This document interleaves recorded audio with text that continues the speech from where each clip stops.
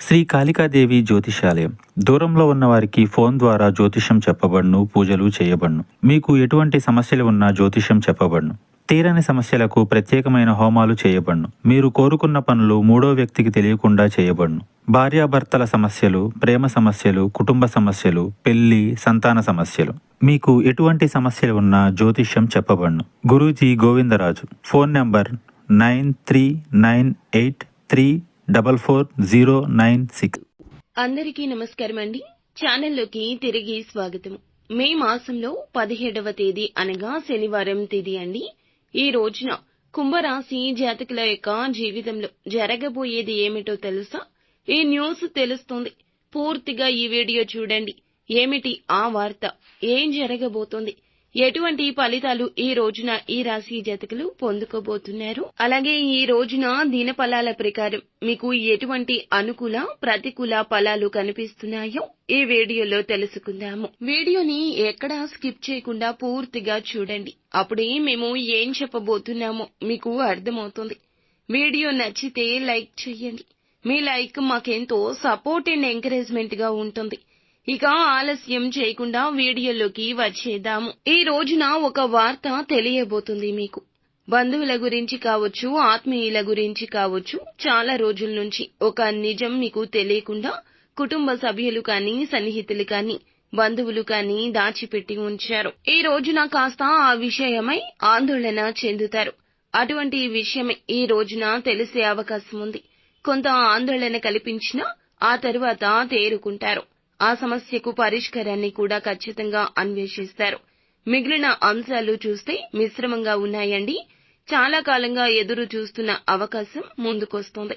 వ్యాపార పరంగా కావచ్చు, కెరియర్ పరంగా కావచ్చు, ఉన్నత చదువుల కోసం చేసే ప్రయత్నాలకు సంబంధించింది కావచ్చు, ఉద్యోగ అవకాశం కావచ్చు, ఏదైనా సరే ఒక అవకాశాన్ని అందిపుచ్చుకునే సూచన కనిపిస్తోంది. అలాగే నూతనంగా వ్యాపారంలో జాయిన్ అయినా లేదా ఉద్యోగంలో జాయిన్ అయిన వ్యక్తులైనా ఈ రోజున కొత్త వ్యక్తితో పరిచయం కలుగుతుంది.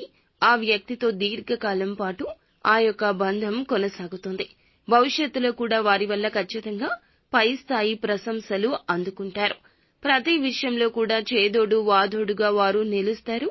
అంతేకాకుండా మంచి సూచనలు, సలహాలు ఇస్తారు. చక్కటి గైడెన్స్ కూడా వారి వద్ద నుంచి అందుకుంటారు.